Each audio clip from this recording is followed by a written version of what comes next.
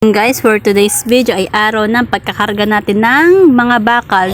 Pero may mga bike na nagbenta kaya babakalsin natin kasi binabaklod to sa planta. Kailangan kasi ay purong bakal, dapat ay mga walang gulong. Kaya tatanggal natin na ng bakal para naman hindi lugi ang pagpunta natin doon, para hindi rin lugi ang ating mga pagod para isa ng trabaho.